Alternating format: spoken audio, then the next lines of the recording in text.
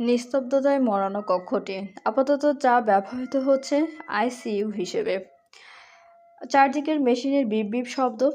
বিছানায় চিত হয়ে নিস্তেজ আকারে পড়ে আছে মাহি। নাক মুখ বরাবর অক্সিজেন মাস্ক। ঠোঁট দুটো কেমন ফ্যাকাশে রং ধারণ করেছে। বুকের ওঠা নামার গতি বেশ ধীর তার। কয়েক জোড়া নিশ্চিন্তিত দৃষ্টি আপাতত মেয়েটার মুখ পানে নিবদ্ধ।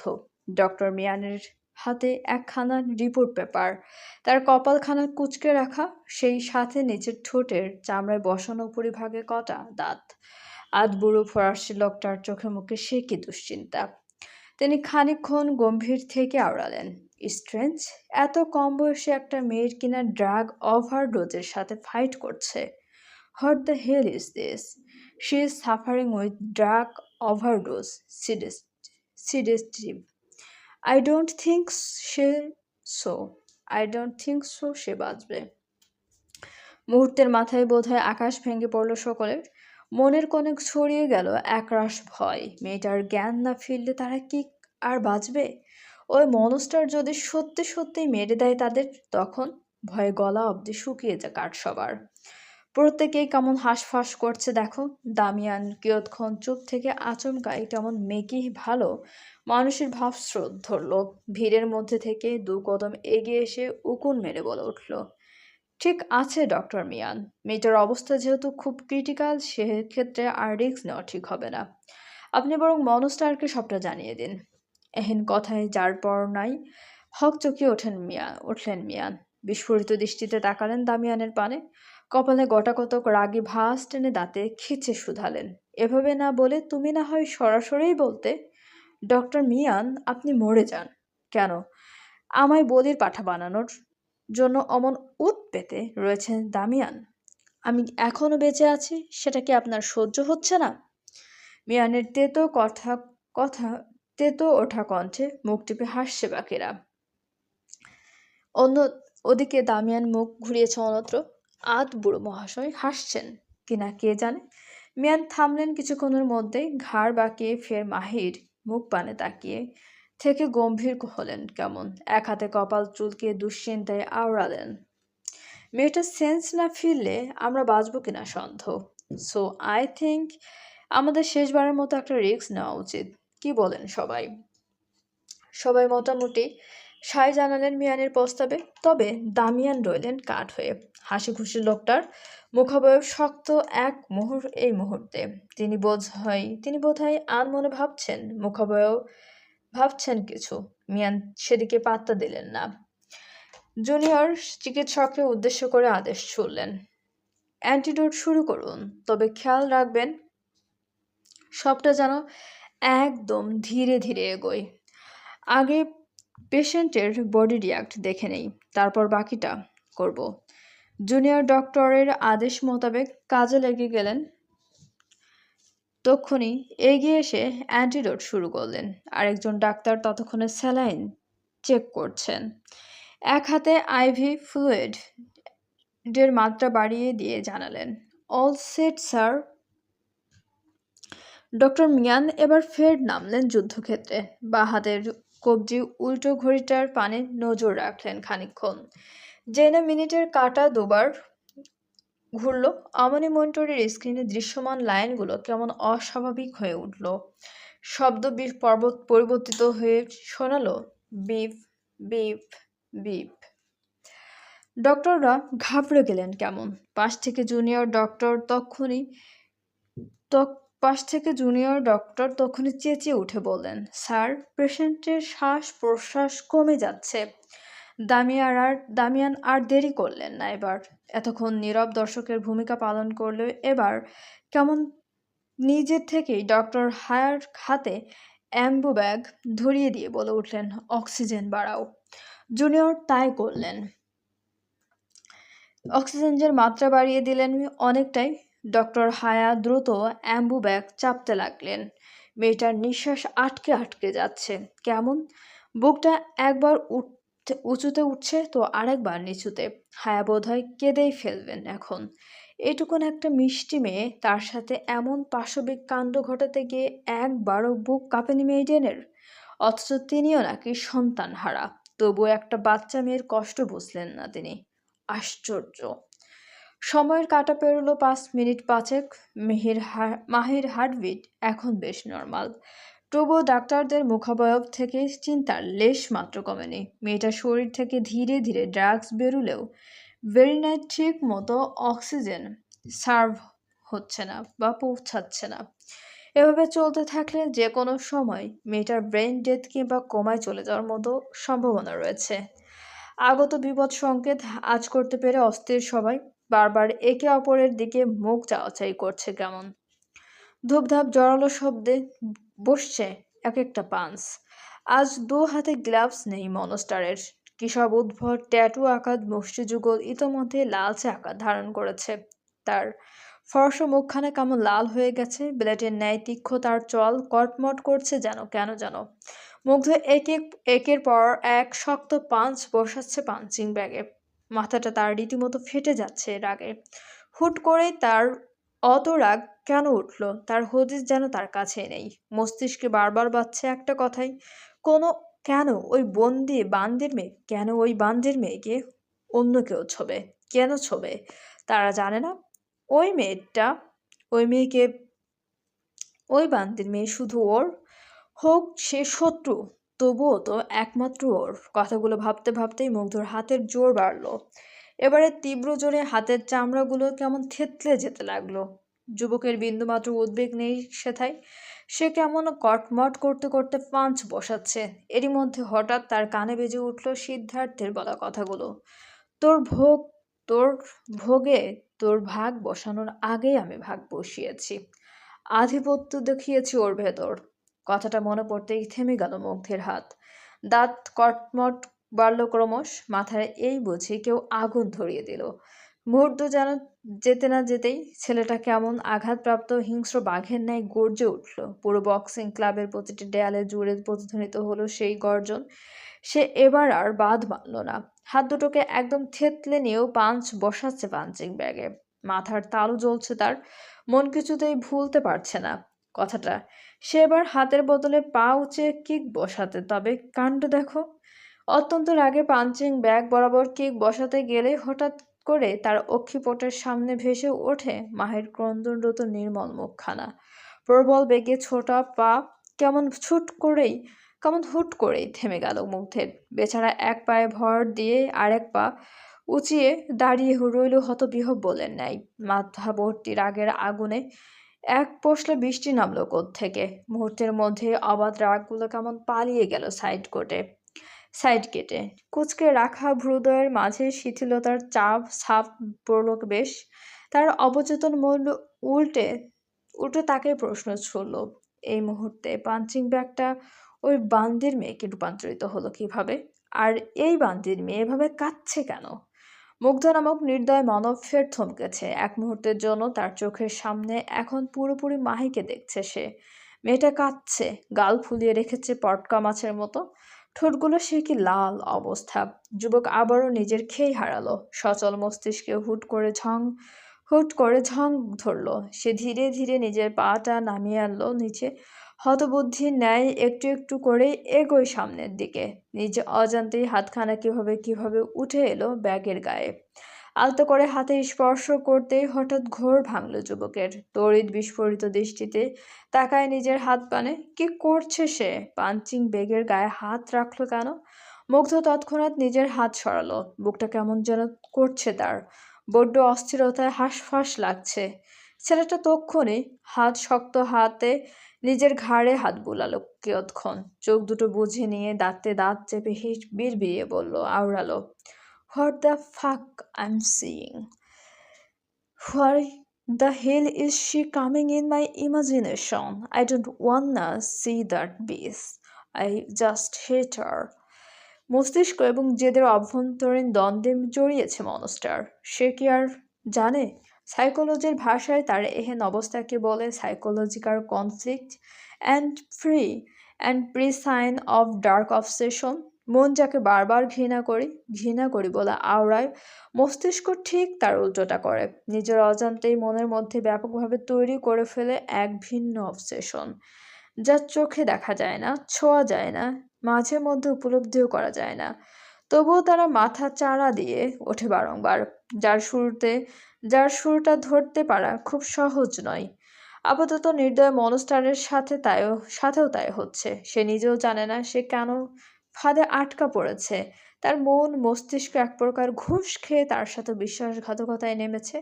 অথচ সে খবর তার ধরায় আছে। মুগ্ধ কেমন ঘাড় উঁচিয়ে হাঁ করে নিঃশ্বাস ফেলছে। শরীরটা কেমন জ্বলে যাচ্ছে তার, মাথাটা ফেটে যাচ্ছে রাগে, হাত দুটো কাঁপছে রীতিমতো। এ মুহূর্তেই মাথা ঠান্ডা করতে হবে তার, না হলে হয়তো আগুন জ্বলবে পুরো পেন্ট হাউসে। শক্তপোক্ত পুরুষ তক্ষণে জড়ালো পায়ে এগিয়ে এসে দাঁড়ালো বক্সিং রিং এর সামনে। অতঃপর এক লাফে বেরিয়ে এলো রিং থেকে। তারপর আর কোনো দিক না তাকিয়ে গায়ে গট পায়ে প্রস্থান ঘটালো বক্সিং ক্লাব থেকে। হাত পা কাঁপছে মুগ্ধের, চোখের সামনে সবটা ঝাপসা হচ্ছে ক্রমশ। যুবক তড়িঘড়ি করে ছুটল নিজের নিষিদ্ধ কক্ষে। সম্পূর্ণ কাচের তৈরি বিশালাকার কক্ষটির চারদিকে দেয়াল জুড়ে সাজিয়ে রাখা বিদেশি বিভিন্ন ভেরিয়েন্টের ড্রাগস, নামি দামি অ্যালকোহল বোতল। মুগ্ধ টলমল পায়ে ঢুকলো কক্ষে, ঝাপসা চোখে খানিকটা এগিয়ে এসে হাত রাখলো কাচের দেয়ালে। অতঃপর এক টানে কাচের দরজাটা ঠেলে দিয়ে সে কেমন উদ্ভ্রান্তের ন্যায় হাতড়ে হাতড়ে দুটো সিরিঞ্জ ভর্তি করলো তরল ড্রাগস দিয়ে। অতঃপর আর এক সেকেন্ডও দেরি করেনি মনস্টার। দাঁত খিচে তখনই নিজের বাঁ হাতের মোটা শিরায় বসিয়ে দিল সিরিঞ্জের তীক্ষ্ণ সূচ। ধীরে ধীরে শরীরে ঢুকছে নিষিদ্ধ কিছু, তবু আজ স্বস্তি মিলছে না যুবকের। মাথায় এখনো চলছে তার সবচেয়ে ঘৃণিত মানুষটার কথা। তাকে আরেকবার ছুঁয়েছে এই ব্যাপারটাই যেন মানতে তাকে আরেকজন ছুঁয়েছে এই ব্যাপারটাই যেন মানতে পারছে না যুবক। তাকে বড্ড পড়াচ্ছে কথাটা। তার উপর হুটহাট ওই বান্দির মেয়ের মুখ কেন দেখছে সে? কেন বারবার চোখের সামনে ভেসে উঠছে মেয়েটা? উত্তর পাচ্ছে না যুবক। হাতের দুটো তরল ভর্তি সিরিঞ্জ একে একে শরীরে পুশ করেও ঠান্ডা হচ্ছে না তার উপচে পড়া রাগ। বাদবাকি সময় এটুকুতেই শরীর শিথিল হয়। তবে তার তবে আজ মস্তিষ্ক তার এখনো সচল, ভাবছে মেয়েটার কথা, চোখের সামনে ভেসে উঠছে মেয়েটার হাসি। হ্যাঁ, হ্যাঁ, ওই তো দেখতে পাচ্ছে মুগ্ধ। মেয়েটা কেমন খিলখিল করে হাসছে, সিটটাকে গভীরভাবে ছুঁয়ে দিচ্ছে। আর সে কত খুশি। মুগ্ধের সহ্য হচ্ছে না এহেন দৃশ্য। বরাবরের ন্যায় গরু গম্ভীর থাকা রুশদি কিং দশারও মনস্টার আজ বেপরোয়া হয়েছে। হিংস্র বাঘের ন্যায় গর্জন তুলে নিজের মাথা বরাবর নিজেই জড়ালো থাপ্পড় বসাচ্ছে এগে এগে। পাগলের ন্যায় বলছে, আসবি না আমার সামনে, ইউ স্লাট। আসবি না তুই আমার সামনে, মেরে ফেলবো তোকে আমি। আই সোয়ার আমি তোকে মেরে ফেলবো। হুম। এত কিছু বলেও মুগ্ধ শান্ত হতে পারল না। উন্মাদ ছেলে তক্ষুনি ছুটে গিয়ে ড্রয়ার থেকে দুটো সফেদ পাউডারের প্যাকেট নিয়ে এসে টেবিলের সামনে রাখলো। তড়িঘড়ি করে টেবিলের গায়ে একটু পাউডার ছিটিয়ে নাক দিয়ে টেনে নিল সবটা। এটাও তো যে মারাত্মক নেশা জাতীয় দ্রব্য, তাতে বিলকুল সন্দেহ নেই। মনস্টারের নিঃশ্বাস টানার গতি বাড়লেও মস্তিষ্ক পাগল করে ফেলেছে তাকে। মনের কোণে এক জায়গা থেকে বারবার কিছু একটা চিৎকার করে বলছে, এখন চুপ করে আছিস কেন তুই? যে ছেলে তোর শিকারে হাত দিয়েছে তাকে প্রাডা এবং সাইকের পেটে চালান করলি, কিন্তু যেই মেয়ে তোর শিকার হওয়া সত্ত্বেও অন্যজনের হয়েছে তাকে কিছু করবি না? ওকে কেন বাঁচিয়ে রেখেছিস এখনো? কেন বাঁচিয়ে রাখলি ওর মতো নষ্ট মেয়েকে? নাকি তুই সত্যি সত্যি ওকে পছন্দ করা শুরু করলি? পছন্দের কথা কানে বাজতেই কটমটি ওঠে মুগ্ধ। স্বচ্ছ কাচের টেবিলের বার কয়েক শক্তপোক্ত পাঞ্চ বসে আওড়ালো। Impossible, I just hate that bitch, I hate her. ও মরবে, ও খুব শীঘ্রই মরবে আমার হাতে। And this is the my works. Excuse me, কে আপনি? আর হুটহাট এভাবে বাড়ির ভেতর ঢুকে পড়লেন কেন? বাড়ির দায়িত্বশীল কেয়ারটেকার ঝাঁঝালো কণ্ঠে থামলো না অ্যাডওয়েন। গম্ভীর মুখে যুবকের পায়ের কদম এসে দাঁড়ালো অপরিচিত বাড়িটার লিভিং রুমের একদম মাঝখানে। তার পিছু পিছু দুজন বডিগার্ড বেশ বড়সড় একটা কার্টুন ঠেলে ঠেলে আনছেন। কার্টুনটাকে সুন্দর গিফট পেপারে মোড়ানো। অ্যাডওয়েন খানিকটা গম্ভীর থেকে মুখ খুললেন। দুহাত পকেটে গুজে রেখে রাখা তার গায়ে ফ্রেঞ্চ কোট, মাথার চুলগুলো জেল দিয়ে স্পাইক করে রাখা। সে কেমন গমগমে গলায় বাড়ির কেয়ারটেকারকে বলে উঠল, কল নিকোলাস। উম, বাড়ির কেয়ারটেকার বড্ড গুমড়োমুখী, মনে মনে ভাবছে হুটহাট চেনা নেই জানা নেই অপরিচিত মানুষগুলো বাড়িতে ঢুকলো কিভাবে? এদের ভেতরে আসতে অনুমতি বা দিল কে? কেয়ারটেকার খানিকক্ষণ নিজ ভাবনায় ডুবে থেকে পা বাড়ালেন সম্মুখে। সিঁড়ির কাছে দাঁড়িয়ে আছেন 4 জন কালো পোশাকধারী গার্ডস। কেয়ারটেকার তাদের নিকটে এগিয়ে এসে কণ্ঠ উঁচিয়ে বললেন, স্যারকে ডাকুন তো। একজন গার্ড তখনই পা ঘোরালেন সিঁড়ির দিকে। কয়েক লাফে সিঁড়ি ডিঙিয়ে চলে গেলেন দোতলায়। এদিকে অ্যাডউইন কেমন গম্ভীর মুখে চুপচাপ দাঁড়িয়ে আছে। সময় গড়াতে গড়াতে মিনিট 5 গেল বোধহয়। এরই মধ্যে দোতলার রেলিংয়ের দাঁড়ে ঘেঁষে দাঁড়িয়ে কেউ একজন বলে উঠল, আরে অ্যাডউইন যে, দি মনস্টার্স রাইট হ্যান্ড। আজ হঠাৎ আমার আস্তানায়? অ্যাডউইন মাথা উঁচায় সামান্য। দোতলায় দাঁড়িয়ে আছে নিক, গায়ে স্রেফ নাইট কোট। অ্যাডউইন ঠোঁটের কোণে বাঁকা হাসি ঝুলিয়ে শ্লেষাত্মক কণ্ঠে বলল, মনস্টার তোমার জন্য একটা গিফট পাঠিয়েছে নিক। কাম অ্যান্ড ডিসক্লোজ দিস। ভ্রু গোড়ায় নিক। মনস্টার তার জন্য গিফট পাঠিয়েছে? সিরিয়াসলি? এত ভালো কবে থেকে হলো সে? অথচ সে তো এতদিন জানতো মনস্টার সাফ হলে সে হচ্ছে নেউলে। ঠিক বিচক্ষণতার সঙ্গে কিয়ৎক্ষণ চুপ করে থেকে আচমকা আদেশ শুনল গার্ডদের। কণ্ঠ উঁচিয়ে বলল, গো অ্যান্ড চেক দ্যাট। দুজন বডিগার্ড রয়েস হয়ে এগিয়ে এলেন কার্টুনের দিকে। দুজনার চোখে মুখে স্পষ্ট ভীতি। যদি এ কার্টুনের বোম জাতীয় কিছু থাকে তাহলে?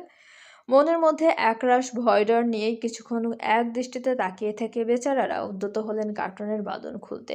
ধীরে হাতের কার্টুনের গা থেকে বাঁধন খুলে যেই না মুখটা খুলবে, অমনে এক বিকট উটকো গন্ধ যা গা গলিয়ে ওঠে গার্ডদের। বেচারা দুটো তক্ষণে ছিটকে পড়লেন মেঝেতে। তড়িঘড়ি করে নাক মুখ চেপে ধরে একযোগে আওড়ালেন, ইয়াক। এদিকে নিকো কেমন নাক মুখ চেপে ধরেছে তীব্র দুর্গন্ধে। কপালে গোটা কতক সন্দেহ ভাঁজ ফেলে তক্ষণি ঝাঁঝালো কণ্ঠে অ্যারুইনকে জিজ্ঞেস করে ওঠে, হোয়াট দ্য ফাক হি হ্যাভ সেন্ট? অ্যারুইন ক্রুর হাসলো বোধহয়। জিভটা খানিক ঠোঁটের ওপর নাড়িয়ে চাড়িয়ে বলল, খুলেই দেখো Nick. I hope you would like that. সন্দেহ তীব্র হলো নিকের। যুবক তখনই গটগটিয়ে নেমে এলো সিঁড়ি বেয়ে। কার্টুনের দিকে যত এগোচ্ছে ততই যেন দুর্গন্ধের তীব্রতা বেড়ে যাচ্ছে। নাক মুখ কোনো মতো চেপে রেখে নিক এসে দাঁড়ালো কার্টুনের কাছে। এক হাতে তৎক্ষণাৎ কার্টুনের মুখটা খুলে নিতেই দেখলো কালো রঙে মোড়ানো মুড়িয়ে রাখা কিছু। নিক কেমন গমগমে গলায় গার্ডদের আদেশ ছুড়ল, এটার ভেতরে কি আছে বের কর। গার্ডদের আর কি বা করার আছে? মনিবের আদেশ বলে কথা। শত গা গুলিয়ে উঠলেও খুলতে তো হবেই। গার্ড দুজন কোনো মতো নিজেদের নিঃশ্বাস আটকে রেখে হাত বাড়ায় কার্টুনের ভেতর। মোটা মোটা দুটো গলাকার বস্তু হাতে নিতেই আঠালো কিছু হাতে ঠেকলো তাদের। তড়িঘড়ি করে দুটো বস্তু হাত তুলে নিকের সামনে ধরতেই নিক মুখ ঘোরায় অন্যত্র। ইশারায় বোঝায় কাপড় সরাতে। যেই কথা সেই কাজ। গার্ড দুজন তক্ষণি কাপড় সরালেন বস্তু দুটোর গা থেকে। আর অমনি ভয়ে শির দ্বারা অব্দি কেঁপে উঠল সবার। গার্ড দুজন আর ধৈর্য ধরে রাখতে পারলেন না। বস্তু দুটো হাতে রেখেই মুখ ভরে বমি করে দিলেন বেচারা দুটো। সম্মুখে দাঁড়িয়ে থাকা নিক নাক সিটকে হাড় ঘোরাতেই চোখের সামনে যা দেখলো তাতে ছেলেটা কেমন হাঁ হয়ে গেল। গার্ডের হাতে দুটো মাথা, একটা সিডের আরেকটা ইরার। কি বিধ্বস্ত তাদের মুখ। কপাল গভীর ক্ষত করে লিখে রাখা, A simple gift from Rush the King to Nicholas. নিক ভরকায়, তড়িৎ বিস্ফোরিত দৃষ্টিতে তাকায় অ্যাডউইনের পানে। অ্যাডউইন কেমন ক্রুর হেসে তাকিয়ে আছে। ঠোঁটের কোণে তার খেলছে এক চিলতে বাঁকা হাসির রেশ। সে কেমন শান্ত কণ্ঠে আওড়ায়, এখনো সময় আছে, শুধরে যাও নিক, নয়তোবা কোনো একদিন দেখা যাবে তোমার মাথাটাও এভাবে অন্যের হাতে থাকবে। নিক শুনল, দাঁত কিরমির করতে করতে তখনই চেঁচিয়ে উঠে বলল, গার্ডস, হোল্ড দিস মাদার ফাকার। হুকুম তামিল করলেন সবাই। একে এক হাতের কোত্থেকে থেকে সব ছুটে এসে গান পয়েন্ট করলো অ্যাডউইনের মাথা বরাবর। অথচ অ্যাডউইনের মুখাবয়বে নেই বিন্দু মাত্র বিচলিত ভাবসাব। যুবক কেমন শান্ত হেসে নিজের চোখ থেকে নীলরঙা চশমাটা খুলে নিল এক হাতে। আঙ্গুলের ভাঁজে চশমাটা গুছিয়ে নিয়ে তাচ্ছিল্যের সুরে শুধালো, ওহ নিক, stop this kind of she bullshit. তুমি নিজেও জানো একদিকে আমার গায়ে সামান্যতম আঁচড় পড়লে অন্যদিকে তোমার পুরো সাম্রাজ্য গুঁড়িয়ে দেবে মনস্টার, তাও আবার এক চুটকিতে। এত কিছু জেনেও এহেন বকামি চলবে? গল্পটি আপনাদের কেমন লাগছে অবশ্যই আমাদেরকে কমেন্ট করে জানাতে ভুলবেন না, এবং আমাদের চ্যানেলটি প্লিজ সবাই সাবস্ক্রাইব করুন। গল্পটি ভালো লাগলে অবশ্যই সবাই লাইক, কমেন্ট এবং শেয়ার করতে ভুলবেন না আপনাদের প্রিয় মানুষগুলোর সাথে। এবং আমাদের চ্যানেলের সঙ্গে থাকার জন্য সবাইকে অনেক অনেক বেশি ধন্যবাদ।